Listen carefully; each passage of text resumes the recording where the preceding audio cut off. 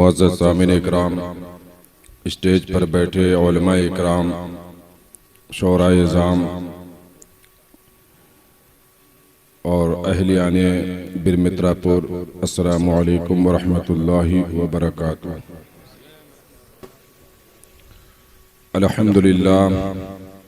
अल्हम्दुलिल्लाहि रब्बिल आलमीन वल आक़िबतु लिल मुत्तक़ीन वस्सलातु वस्सलामु अला सय्यिदिल मुरसलीन व अला आलिहि व अस्हाबिहि अजमईन। अम्मा बाद, फ़अऊज़ु बिल्लाहि मिनश शैतानिर रजीम, बिस्मिल्लाहिर रहमानिर रहीम। क़ाल अल्लाहु तआला फ़िल क़ुरानिल मजीद वल फ़ुरक़ानिल हमीद, वल अस्र इन्नल इंसान लफ़ी खुस्र इल्लल्लज़ीना आमनू व अमिलुस्सालिहात। सदक़ल्लाहु मौलानल अज़ीम व सदक़ रसूलुहुन नबियुल करीम व नहनु अला ज़ालिका लमिनश शाहिदीन वश्शाकिरीन वल्हम्दुलिल्लाहि रब्बिल आलमीन। आइए सबसे पहले आका इनामदार मदनी ताजदार दोनों आलम के मालिक व मुख्तार जनाब अहमद मुश्तबा मोहम्मद मुस्तफ़ा सल्लल्लाहु ताला अलैहि वसल्लम की बारगाह अक़दस में झूम झूम कर दरूद पाक पढ़ने शफ़ीअना व हबीबना व नबीना व मौलाना मुहम्मद व बारिक वसल्लम सलातन व सलामन अलैका या रसूल अल्लाह। पिछली मरतबा भी मैं एक ही बजे बैठा था, एक ही बजे स्टेज पर बैठा था, मतलब इस पे कुर्सी खिताबत पर। तो मेरा तो लगता है एक ही बजा जो ये फिक्स है, 1 बजे है ना। और फिर जो है वो टाइम आ जाता है, प्रशासन का मामला 10 मिनट 15 मिनट 20 मिनट आधा घंटा, है ना। ज्यादा देर आपसे गुफ्तगू नहीं होगी, थोड़ी सी गुफ्तगू करनी है। और इस्लाह मुआशरा ये कॉन्फ्रेंस है, यानी मुआशरे में फैली बुराइयों की इस्लाह हो। हमसे पहले हज़रत अल्लामा ज़ियाउल हक़ अज़हरी साहब भी कर रहे थे, बड़ी अच्छी गुफ्तगू कर रहे थे। उनका मैंने वहाँ यूट्यूब से देखा और सुना। और मेहमान खुसूसी के तौर पर मुनाज़िर अहले सुन्नत हज़रत अल्लामा ग़ुलाम जिलानी अज़हरी दामत बरकातुहुल क़ुद्सिया बड़ी उम्दा तकरीर कर रहे थे। अब तकरीर की ज़रूरत भी न रही, मगर यह है कि अब इतना इंतज़ाम किया गया है और दावत दी गई है तो कुछ न कुछ तो है ना। तो हमारे नौजवान हैं, अभी बैठे हुए हैं, ये सामने बैठे हुए हैं, पीछे भी बैठे हैं। इनसे खासकर मेरी गुजारिश होगी कि गौर से सुनना है ना। बेअमल दिल हो तो जज्बात से क्या होता है, बेअमल दिल हो तो जज्बात से क्या होता है, धरती बंजर हो तो बरसात से क्या होता है। अमल जरूरी है तकमील आरज़ू के लिए, वरना रंगीन ख्यालात से क्या होता है कि नहीं। आज हमारे सामने जो मुआशरे के अंदर बुराइयां फैली हुई हैं, मैं घर के अंदर ही से शुरू करता हूं। और इसी मुनासबत से कुरान मुक़द्दस की आयत करीमा की तिलावत का शरफ हासिल किया कि रब्बे कायनात फरमाता है कि ज़माने की कसम, इंसान घाटे में है, नुकसान में है। इंसान नुकसान में है, घाटे में है। इल्लल्लज़ीना आमनू व अमिलुस्सालिहात, मगर वो लोग जो ईमान ले आए और नेक अमल किए, वही लोग घाटे में नहीं रहेंगे, बकिया सारे लोग घाटे में हैं। आज हमारे मुआशरे में नेता लोग भी पाए जाते हैं, बात बात पर इंसानियत की बात करते हैं। अगर वो किसी की मदद कर देते हैं तो कहते हैं इंसानियत का तकाजा ये है। अगर किसी भूखे को खाना खिला देते हैं तो ये कहते हैं कि इंसानियत का तकाजा है। आप हमको सच्चे तौर पर बताओ, भूखे को खाना खिलाना ये इंसानियत है कि इस्लाम है? ये पैगंबर इस्लाम सल्लल्लाहु ताला अलैहि वसल्लम की तालीम है। बुखारी के अंदर हदीस है, अतइमुत ताम, भूखों को खाना खिलाओ, ये रसूलुल्लाह की तालीम है। और जब रसूलुल्लाह की ये तालीम है तो भूखों को खाना खिलाना ये इंसानियत हुई कि इस्लाम हुई? आज जिसको देखिए वो इंसानियत की बात करता है। अगर आप इंसानियत की बात करोगे तो ये जान लेना और समझ लेना कि इंसानियत फलाह बहबूदी नहीं पा सकती। इंसानियत के बारे में परवरदिगार आलम फरमाता है, वल अस्र इन्नल इंसान लफी खुस्र। ऐ लोगों, जो इंसानियत की बात करते हैं वो कान खोल कर सुन ले कि इंसानियत घाटे में है, नुकसान में है। अगर तुम्हें फलाह बहबूदी की बात करना है, कामयाबी की बात करना है, तो याद रखना जो इंसानियत ईमान से खाली हो और जो इंसानियत अमले साले से खाली हो, यानी जिस इंसानियत के अंदर, जिस इंसान के अंदर ईमान न हो और अमले साले न हो, तो फिर वो इंसान कभी कामयाब नहीं हो सकता है, वो हमेशा घाटे में रहेगा। इसलिए हम आपसे ये कहना चाहते हैं कि सबसे पहली ये चीज है कि आप बात बात पर लोगों के सामने कहते हो इस्लाम इंसानियत का ये तकाजा है। मरीज की इयादत करने चले गए, इंसानियत का तकाजा है। क्या प्यारे आका सल्लल्लाहु ताला अलैहि वसल्लम ने आपको मरीज की इयादत के बारे में तालीम नहीं दी? वाज़े तौर पर आका अलैहिस्सलातु व तस्लीम ने अमली तौर पर भी इयादत फरमाई है और कौली तौर पर भी इसकी तालीम दी है। मगर क्या वजह है कि मुसलमान अपने प्यारे आका सल्लल्लाहु अलैहि वसल्लम के फरमान को छोड़कर वो इंसानियत की बात करने लगा है और अपने आप को सबसे अच्छा और बेहतर बताने की कोशिश करता है कि मैं इंसानियत का सबसे बड़ा अलंबरदार हूँ। याद रखना कि चाहे तुम जितने इंसानियत के अलंबरदार बन जाओ, तुम्हारा ठिकाना जहन्नम में है, तुम्हारा सौदा घाटे में है, क्योंकि ये तो रब का फरमान है, वल अस्र इन्नल इंसान लफी खुस्र। ए महबूब, आप फरमा दो अपनी उम्मत से कि जो लोग इंसानियत की बात करते हैं, जो लोग इंसानियत की बात करते हैं, उनसे आप बता दो कि वो लोग नुकसान में है, घाटे में है। अगर बात करना है तो ईमान की बात करो और बात करना है तो अमले साले की बात करो। आज आप देखें हमारे अंदर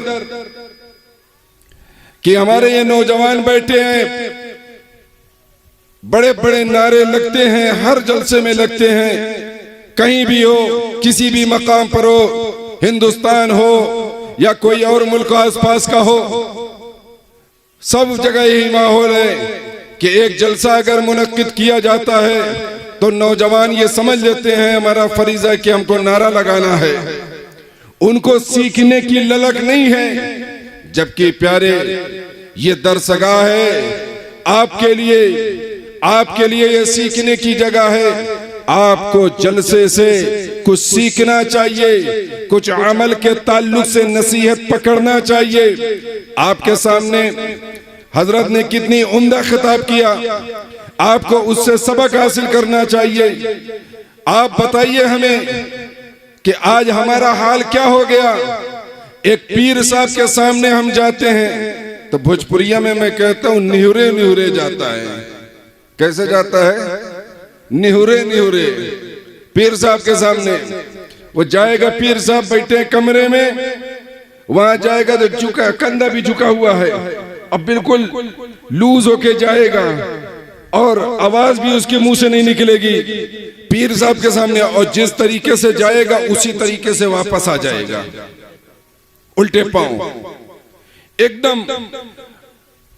मैं ये नहीं कहता कि आप पीर का एहतराम मत करिए, मैं ये कहता हूं आप करें, मगर आप अपने पीर से ज्यादा, एक आलिम से भी ज्यादा, एक मुफ्ती से भी ज्यादा, एक सैयदजादे से भी ज्यादा, जिस हस्ती का सबसे ज्यादा एहतराम है वो आपके वालिदैन हैं, वो आपके माँ बाप हैं। मेरे आका सल्लल्लाहु ताला अलैहि वसल्लम ने फरमाया, आज तो मुसलमानों का हाल ये है ये समझ बैठे हैं कि जन्नत हमारी बपौती है, वो ये समझ बैठे हैं कि बस हम कब्र में जाएंगे और कब्र से उठेंगे और स्लो मोशन में निकलेंगे वहां से, सीधे स्लो मोशन में चलते हुए जन्नत में दाखिल हो जाएंगे और फरिश्ते मिलेंगे और हार पहनाएंगे कि हजरत जी आप कहां तशरीफ फरमाते, चले चले जल्दी से, जन्नत की नेमतें आपके लिए हैं। यानी आप अमल के लिए नहीं हो, आप रसूलुल्लाह सल्लल्लाहु ताला अलैहि वसल्लम ने आपको जो तालीम दी थी, उम्मत को जो तालीम दी थी, उस तालीम का क्या हुआ? प्यारे आका सल्लल्लाहु ताला अलैहि वसल्लम ने फरमाया था कि ऐ लोगों सुनो कि सलासतुन ला यदखुलूनल जन्नह, 3 लोग जन्नत में दाखिल नहीं होंगे, वो एंट्री नहीं मारेंगे 3 लोग। साहबा ने पूछा या रसूल अल्लाह वो 3 लोग कौन हैं? वो कौन है 3 लोग? आप बताओ, अगर ये 3 लोगों में से आप हो तो आपको एंट्री मिलेगी जन्नत में। आपको ये बात समझना चाहिए। अल आक़ लिवालिदिही, मेरे आका सल्लल्लाहु ताला अलैहि वसल्लम फरमाते हैं, यानी अपने माँ बाप का नाफरमान होगा जो अपने माँ बाप को सताता होगा, जिसके दिल में औलाद के हक में, माँ बाप के दिल में अगर कोई तकलीफ है तो वो औलाद अपने माँ बाप का नाफरमान है। मेरे आका सल्लल्लाहु ताला अलैहि वसल्लम ने फरमाया अल आक़ लिवालिदिही, अपने माँ बाप का नाफरमान वो जन्नत में नहीं जाएगा। आप फैसला करो, आप खुद गौर करो नौजवानों, आपके वालिदैन दिन भर में कितनी बार मना करते हैं कि बेटा सीधे स्कूल जाना पढ़ने के लिए और सीधे घर की तरफ आ जाना, फालतू लोगों के पास नहीं बैठना, मगर आप बैठ जाते हो। अगर आपके वालिद ने मना कर दिया, वालिदा ने मना कर दिया कि मगरिब के बाद बाहर नहीं जाना है, आपके लिए जाना पहले जायज था, लेकिन वालिदैन ने मना कर दिया है, अब जायज नहीं है। अगर आप गए उनके कहने के बावजूद, मना करने के बावजूद, तो आप नाफरमान कहलाओगे। मगर इसके ताल्लुक से हमारे लिए कोई वो न जज्बात हैं न कुछ है कि हमारे माँ बाप हैं, इन्होंने हमारी परवरिश की है, बड़ी मुसीबत से की है, इनके पैसों को हम रायगा न होने दें, सही तालीम हासिल करें। मगर इन चीजों के लिए हमारे पास टाइम नहीं है। हमने तो समझ लिया है कि जन्नत तो बपौती है, चन्नारों से हमें जन्नत मिल जाएगी। आपको मैं बता दूं कि आप ये समझते हो कि हम बशारत वाली हदीसें आपके सामने रखें, वो उधर से रसूलुल्लाह आए, इधर से उम्मत आई, अना लहा, और उसके बाद पूरी उम्मत बख्श दी गई। सारे लोग खुश हो गए, हाँ बिल्कुल बिल्कुल बिल्कुल बख्श दिए गए, बिल्कुल बख्श दिए गए। मगर याद रखना अल आक़ लिवालिदिही, अगर अपने बाप के नाफरमान हो, अपनी माँ के नाफरमान हो, तो ये रसूलुल्लाह ही का फरमान है कि जन्नत में दाखिल नहीं होगा। और दूसरी बात मेरे आका ने फरमाया वद्दयूस, और बेगैरत इंसान भी जन्नत में नहीं जाएगा। आप बताओ कि बेगैरत कौन है? जिसकी बीवी बेपर्दा हो उसका शौहर बेगैरत है, जिसकी बहन बेपर्दा हो उसका भाई बेगैरत है, जिसकी बेटी बेपर्दा उसका बाप बेगैरत है, और जिसकी माँ बेपर्दा हो उसका बेटा बेगैरत है। एक अकेली औरत 4 मर्दों को लेकर जहन्नम में जाएगी, बाप को लेकर जाएगी, बेटे को लेकर जाएगी, शौहर को लेकर जाएगी, भाई को लेकर जाएगी। और मेरे आका फरमाते दयूस इंसान ये जन्नत में दाखिल नहीं होगा। मेरे आका की ये तालीम है, ये मेरी तालीम नहीं है, मैं तो सिर्फ आपके सामने नकल कर रहा हूं। रसूलुल्लाह का ये फरमान है, हमने इस फरमान का कितना एहतराम किया, कितना लिहाज किया। हमारे दिल में रसूलुल्लाह के फरमान इरशादात का एहतराम निकल गया। अगर हम ये जानते मेरे आका सल्लल्लाहु ताला अलैहि वसल्लम कायनात में क्यों मबूस हुए थे, मेरे आका सल्लल्लाहु ताला अलैहि वसल्लम के मबूस होने का मकसद क्या था? वो मकसद ये था कि तुम्हें बेहतर इंसान बना दें, तुम्हें बेहतरीन तालीम देकर उम्दा इंसान बना दें, मगर आपने रसूलुल्लाह की तालीम को छोड़ दिया है और आप बेगैरत बन गए हो। और आप समझते हो कि चंद नमाजें पढ़ लेने के बाद बेगैरती आप करोगे और जन्नत में एंट्री मिल जाएगी।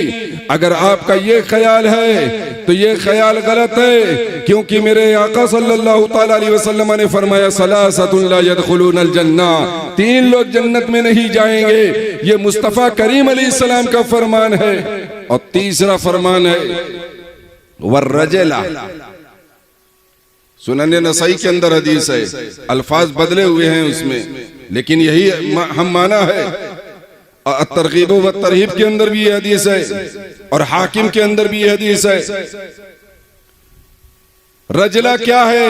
वो आदमी जो औरतों की तरह नकल करे, औरतों से मुशाहबत इख्तियार करे। ये बड़े बड़े बाल रख रहे हैं, न जाने कौन कौन सी बातों में मुशाहबत कर रहे हैं, तो ये भी जन्नत में नहीं जाएंगे।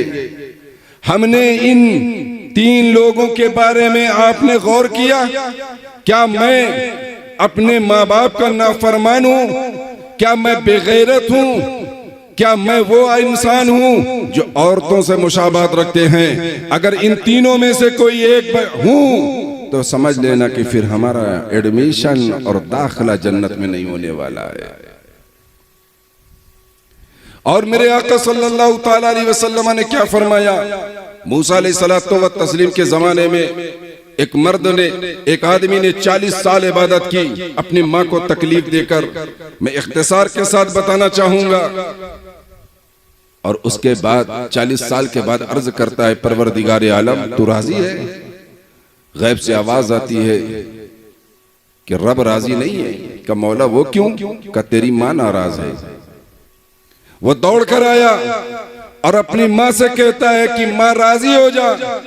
माँ कहती माफ नहीं करूंगी, यहां तक कि उसने अपने हाथ को गर्म तन्नूर में डाल दिया।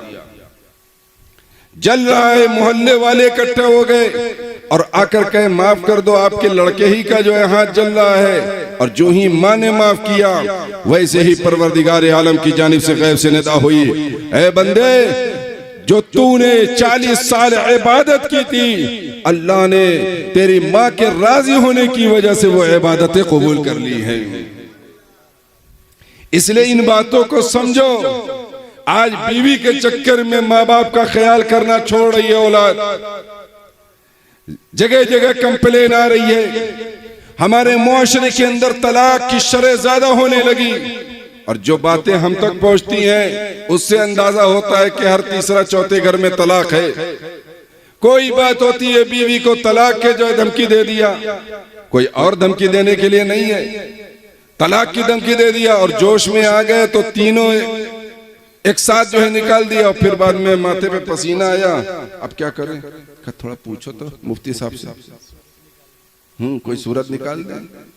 कुछ कोई सूरत नहीं है। 3 अगर हो गए तो कोई सूरत नहीं, हलाला। तो अब क्या करना है? फिर दूसरे मौलाना के पास गए, उधर जाकर चेक किया। तीसरे के पास गए, जब देखा कि हलाला ही हलाला है चारों तरफ, तो अब क्या कर रहा है? कहा कि चुप्पे से बैठ जाओ, खामोश होके। जिना आपस में हो रहा है। मेरे आका सल्लल्लाहु ताला अलैहि वसल्लम ने क़यामत की निशानियों में से एक निशानी ये भी फरमाई थी कि आखिर जमाने में तलाक ज्यादा वाक़ई होगी। और जब तलाक वाक़ई होगी तो लोग जो है शरई नुक्ते नजर पर अमल नहीं करेंगे, बल्कि अपनी तबीयत पर अमल करेंगे। और फिर जिना पे जिना होता जा रहा है। इसलिए हम आपसे ये कहना चाहते हैं, मेरे आका सल्लल्लाहु ताला अलैहि वसल्लम का ये फरमान है, सलासुम मन कुन्ना फी युहासिबुल्लाहु हिसाबन यसीरा व अदखलहुल जन्नह बिरहमतिही। ऐ लोगों, ये बात गौर से सुनो कि रसूलुल्लाह ने ये फरमाया है कि जिस आदमी के अंदर 3 आदतें होंगी, अल्लाह ताला उसका आसान हिसाब फरमाएगा। 3 आदतें जिसके अंदर होगी, अल्लाह ताला उससे आसान हिसाब। आप स्कूल गए होंगे, इम्तिहान एग्जाम के टाइम में अगर मास्टर जी चुपके से बुलाकर किसी किताब में चंद क्वेश्चन पे निशान लगा दें कि इंपॉर्टेंट सवाल है ये, थोड़ा इसको देख लेना, तो आप समझ जाएंगे कि अगला जो इम्तिहान है वो मेरा आसान हो गया, क्योंकि मास्टर साहब ने बता दिया है। यानी आप देखो कि मास्टर अगर एग्जाम के बारे में थोड़ा इशारा दे दे कि ये सवाल इंपॉर्टेंट है, तो आप मास्टर की इज्जत करने लगते हो, उससे मोहब्बत करने लगते हो।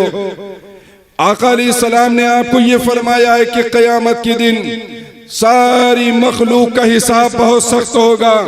हाँ, अलबत्ता इतना है, अगर 3 आदतें उनके अंदर है, मेरे आका फरमाते हैं अल्लाह ताला उसका आसान हिसाब फरमाएगा। वो कौन सी आदतें हैं? एक आदत है वतुअती मन हरमका, जो तुम्हें महरूम कर दे, जो तुम्हें महरूम कर दे उसे भी तुम नवाजते रहो, देते रहो। आज अगर इत्तेहादुल मुस्लिमीन कमेटी के मेंबरान चंदा लेने के लिए जाएं और कोई न दे, महरूम कर दे, तो पूरी कमेटी उसके पीछे पड़ जाएगी साल भर। ये पीछे पड़ जाना ये हमारा तरीका नहीं है इस्लाम का। ये एक मिसाल है, आप इसको पूरे मुआशरे के अंदर, अगर आपने अपने पड़ोस से या किसी रिश्तेदार से कुछ मांग लिया, उसने दिया नहीं, तो आपने कहा उसने हमको महरूम कर दिया, मना कर दिया था, अब मैं बताऊंगा इसको। ये मेरे आका की तालीम नहीं है। मेरे आका ने फरमाया है, लोगों सुनो, जो तुमको महरूम कर दे, जो तुम्हें मना कर दे, तुम उसे नवाजते रहो, देते रहो। अगर ये आदत तुम्हारे अंदर है, अल्लाह ताला तुम्हारा आसान हिसाब फरमाएगा। और दूसरी आदत के बारे में मेरे आका ने फरमाया, इसको गौर से सुन लेना, वत्तसिलु मन क़तअका, जो तुमसे रिश्ता तोड़ दे तुम उससे जाकर रिश्ता जोड़ो। आज बात बात पर मियां बीवी के दरमियान रिश्ते टूट रहे हैं, माँ बाप और औलाद के दरमियान रिश्ते टूट रहे हैं, भाई को भाई से शिकायत है, भाई को बहन से शिकायत है, और फिर खाला से, फिर मामू से, फिर चचा से, इनसे शिकायत है। अंजाम यह होता है कि 2-4 महीना गुफ्तगू बंद रहती है, लेन देन बंद रहता है, खुशी गम के मौके पर शिरकत बंद रहती है। वो उधर अकड़ के चला जा रहा है, इधर अकड़ के चला जा रहा है। अरे तुमने कलमा किसका पढ़ा है? तुमने रसूल कायनात सल्लल्लाहु ताला अलैहि वसल्लम का कलमा पढ़ा है, और जब मेरे आका का तुमने कलमा पढ़ लिया है तो पूरे तौर से तुम मुसलमान हो जाओ और उनकी तालीम को पूरे तौर से अपने अंदर पैदा करो। मेरे आका की ये तालीम नहीं है, अगर कोई तुमसे रिश्ता तोड़ता है तुम उसके पास जाकर उसे मनाओ और उससे रिश्ता जोड़ लो। और मेरे आका फरमाते हैं, अगर तुमने ये आदत अपने अंदर पैदा कर ली तो कयामत के दिन अल्लाह तबारक तआला तुम्हारा आसान हिसाब फरमाएगा। मगर इस आसान हिसाब की फिक्र किसी को नहीं है। अलबत्ता कॉलेज में, यूनिवर्सिटी में, स्कूलों में आसान एग्जाम की जरूर फिक्र है। ये दुनिया हमारे लिए इबरत की जगह है, तो स्कूल के एग्जाम से कयामत के एग्जाम को समझो, कॉलेज के इम्तिहान से रब की बारगाह में होने वाले इम्तिहान के बारे में समझो। जैसे यहाँ परेशान रहते हो वैसे ही रब की बारगाह में खड़े होकर जब तुम हिसाब दोगे उसके बारे में भी तुम्हें सोचना होगा। मेरे आका सल्लल्लाहु ताला अलैहि वसल्लम ने फरमाया, तीसरी आदत यह है, अंताफु अम्मन ज़लमका, तुम उसे माफ कर दो जो तुम पर जुल्म करे।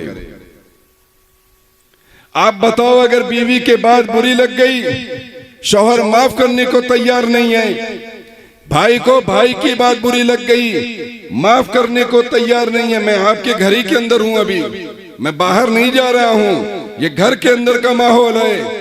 इंसान को अगर सबसे पहले अमल करना है तो घर के अंदर से शुरू करना है। यूं नहीं कि तमाम दोस्त अहबाब में बहुत अच्छा बनता फिर रहा है, लेकिन घर के अंदर बहुत ही मुतशद्दिद, बहुत ही ज्यादा जालिम बनता हुआ नजर आता है। इंसान को सबसे बेहतर अपने माँ बाप के लिए होना चाहिए, अपनी बीवी के लिए होना चाहिए, अपनी बहन और अपने भाई के लिए होना चाहिए और अपने रिश्तेदारों के लिए होना चाहिए। दुनिया लाख तारीफ करे आपकी, दुनिया आपके लाख जो है सखावत का और फैयाजी का ऐलान करे, उससे क्या होता है? अगर आपके पैसों की वजह से माँ बाप की आंखों में आंसू आ गए तो फिर आपकी उस फैयाजी का कोई मतलब नहीं है और न उस फैयाजी पर कोई अजर व सवाब मिलना है। इसलिए अंताफु अम्मन ज़लमका, रसूलुल्लाह फरमाते हैं जो तुम पर जुल्म कर दे उसे माफ कर दिया करो, है ना? हम माफ करने की आदत है। और अगर हम यहाँ नौजवानों से सवाल कर लें कि पूरे सुंदरगढ़ के अंदर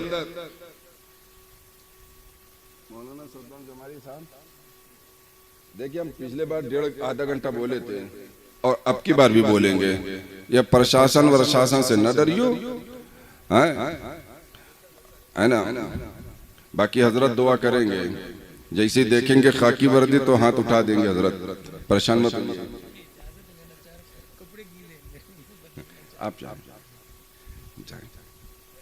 आप समझने की कोशिश करो, माफ करने की आदत है ही नहीं, ये आदत का जनाजा निकल चुका है हमारे अंदर से। आप बताओ किसकी ये तालीम है? और मेरे आका सल्लल्लाहु ताला अलैहि वसल्लम ने फरमाया है, अगर ये तीन आदतें तुमने अपने अंदर पैदा कर ली, युहासिबुल्लाहु हिसाबन यसीरा व अदखलहुल जन्नह बिरहमती। ऐ लोगों सुनो, रसूलुल्लाह ये ऐलान फरमाते हैं, अगर तुमने ये तीन आदतें अपने अंदर जमा कर ली तो अल्लाह तबारक ताला तुम्हें अपनी रहमत से जन्नत अता फरमाएगा। इसलिए बेअमल दिल हो तो जज्बात से क्या होता है, और धरती बंजर हो तो बरसात से क्या होता है, और है अमल लाजिम तकमीले आरजू के लिए, वरना रंगीन ख्यालात से क्या होता है। अब तो एक बात और बता दे, एक हदीस पाक बस थोड़ी सी है, रसूलुल्लाह फरमाते हैं, इफ़्फू ताइफ़ू निसाउकुम, पाक दामन लो, तुम्हारी औरतें पाक दामन रहेंगी। ये हमारे नौजवान ये बात नहीं सीखते। किसकी तालीम है? पाक दामन रहो, तुम्हारी औरतें पाक दामन रहेंगी। तुम जाकर कहीं पर किसी की इज्जत तार तार कर दोगे तो तुम ये समझते हो तुम्हारी घर की औरतें पाकबाज रहेंगी, पाक दामन रहेंगी। रसूलुल्लाह के फरमाने का मकसद क्या हुआ? इफ़्फू ताइफ़ू निसाउकुम, तुम पाक दामन रहो तो तुम्हारे घर की औरतें पाक दामन रहेंगी। आज पाक दामनी तो हमारे नौजवान से निकल चुकी है, जगह जगह गर्लफ्रेंड बनाए घूम रहा है, जगह जगह नाजायज रिश्ते बनाए हुए हैं, और कहता क्या है, हमने तुमसे प्यार किया है, और प्यार करके वो नाजायज ताल्लुकात बनाता है। लड़की भी अंधी है, पागल है, वो भी प्यार को पता नहीं क्या समझ रही। अगर प्यार किया होता तो रसूलुल्लाह की तालीम के मुताबिक सबसे पहले निकाह करता। निकाह के अलावा मर्दो जन में, मर्द और औरत के दरमियान कोई तरीका नहीं है रिश्ता बनाने के लिए, ताल्लुकात बनाने के लिए कोई तरीका नहीं है। ये जो प्यार व्यार का नाम देते हो, ये बिल्कुल गलत तरीका है, ये गैरों का तरीका है जो तुम्हारे ऊपर चढ़ गया है। इसलिए जो औरतें अपने आप को कि हाँ वो प्यार करता है, लड़का प्यार करते हैं, किसने तालीम दी थी कि प्यार की बुनियाद पर जिस्मानी ताल्लुकात बना लो? किसने तालीम दी थी नौजवानों? रसूलुल्लाह की तालीम तो ये निकाह है, तुमने उसे छोड़ दिया है और तुम समझते हो कि जन्नत तुम्हें आसानी से मिल जानी है। अब कब्र से उठोगे, यूं स्लो मोशन में चलते हुए जाएंगे, एक्टिंग करते हुए, अब फिर जन्नत में एंटर हो जाएंगे। आपसे नहीं पूछा जाना है सबसे बदतरीन हराम जानते हो? सबसे घटिया हराम इस्लाम के अंदर सबसे घटिया हराम क्या है? सबसे बदतरीन जिसको कहा जाता है अफहशुल फवाहिश, सबसे घटिया हराम। सबसे घटिया हराम वो है जो एक मर्द किसी नामहरम औरत पर प्यारो मोहब्बत में खर्च करे, प्यारो मोहब्बत में खर्च करे। जैसे मोबाइल गिफ्ट दिया, मोबाइल गिफ्ट दिया, रिचार्ज करवा दिया, कपड़ा दे दिया और कोई सामान दे दिया, मेकअप का या कुछ और दे दिया, जो भी खर्च करोगे सबसे बदतर हराम इस्लाम ने इसको करार दिया है, बल्कि इसको रिश्वत करार दिया है। औरत के लिए लेना हराम, मर्द के लिए देना हराम, और ऐसा हराम है कि सबसे घटिया हराम है ये। और आप मुआशरे का मुआयना कर लो, हमारे इलाके का मुआशरा हो, आपके इलाके का मुआशरा हो, कहीं का मुआशरा हो, सारा मुआशरा यूं ही बनता जा रहा है। फिल्में देख देख कर, सीरियल देख देख कर बिगड़ते जा रहे हैं, और मोहल्ले मोहल्ले में शाहरुख खान नजर आ रहे हैं छिछोरापन करने के लिए। रसूलुल्लाह सल्लल्लाहु ताला अलैहि वसल्लम क्यों आए थे? इसलिए नहीं आए थे कि तुम उनकी तालीम के बगैर यूं ही घूमते फिरो। रसूलुल्लाह तुम्हें तालीम देने के लिए आए थे। रसूलुल्लाह सल्लल्लाहु ताला अलैहि वसल्लम की बेइज्जत का मकसद ये था कि लोगों को अल्लाह तक पहुंचा दें और एक बेहतरीन मुहज़्ज़ब तहजीब याफ्ता मुआशरे की तश्कील दे। ये मेरे आका सल्लल्लाहु ताला अलैहि वसल्लम की तालीम थी। और हमने क्या किया? इफ़्फु तइफ़्फु निसाउकुम, याद कर लेना, आप ये गलत फहमी में मत रहना। एक नौजवान मुझसे कहने लगा, बहुत पहले की बात है, इलाहाबाद पढ़ा रहा था जामिया हबीबिया में। उसने कहा कि आप कहते हैं कि पाक दामन रहो तो तुम्हारी औरतें मैं तो पाक दामन नहीं हूं, मगर मेरी औरत पाक दामन है। मैंने कहा झूठी है वो औरत, इधर गलत नहीं है, फरमाने रसूल गलत नहीं है। वो जाके सर पे सवार हो गया। कब बता? कर नहीं, हमसे जिना नहीं हुआ, हमसे गुनाह नहीं हुआ। आखिरकार उसने उगल दिया कुछ दिन के बाद। तो ये रसूलुल्लाह का फरमान है तो कि तुम पाक दामन हो, तुम्हारी औरतें पाक दामन रहेंगी। क्या आप चाहते हो कि आपकी माँ और बहन, बीवी, बेटी के साथ कोई गलत काम करे? और अगर नहीं चाहते तो फिर तुम दूसरे की बहन, बेटी और माँ या बीवी के साथ गलत ताल्लुकात क्यों बनाते हो? जब रसूलुल्लाह ने यह फरमा दिया है कि अगर तुम गलत ताल्लुकात बनाओगे, तुम किसी की इज्जत खराब करोगे, तो एक दिन तुम्हारी इज्जत खराब हो जानी है। इसलिए नौजवानों, आपसे ये कहना चाहते हैं कि प्यारे आका सल्लल्लाहु ताला अलैहि वसल्लम की तालीम को अपनाइए। कौन सी तालीम? कि 3 आदतें। एक ये कि जो तुमको महरूम कर दे उसे भी नवाजते रहना, जो तुमसे रिश्ता तोड़ दे उससे भी रिश्ता जोड़ना, और तीसरा ये तुम पर जो जुल्म करे उसे माफ कर देना अल्लाह के लिए। वक्त होता तो एक लंबी हदीस सुनाता, हाँ। और इसलिए आपसे यह कहना चाहते हैं कि पाक दामनी इख्तियार करो, रसूलुल्लाह की तालीम को अपनाओ अपने अंदर, पाक दामन रहो नौजवानों। और यह पाक दामनी तुम्हारी बीवियों की पाक दामनी का सबब है। तुम गंदे बने, तुम गलत किए, तुम अगर मुलव्विस हुए, चाहे आपको पता हो और चाहे ना पता हो, क्योंकि रसूलुल्लाह ने फरमाया है। इसलिए मोहतरम हज़रात, बस इन्हीं अशार के साथ मैं ये कहना चाहता हूँ कि बेअमल दिल हो तो जज्बात से क्या होता है, धरती बंजर हो तो बरसात से क्या होता है अमल लाजिम तकमील आरज़ू के लिए, वरना रंगीन ख्यालात से क्या होता है। वाखुदावाना अनिल हम्दुलिल्लाह।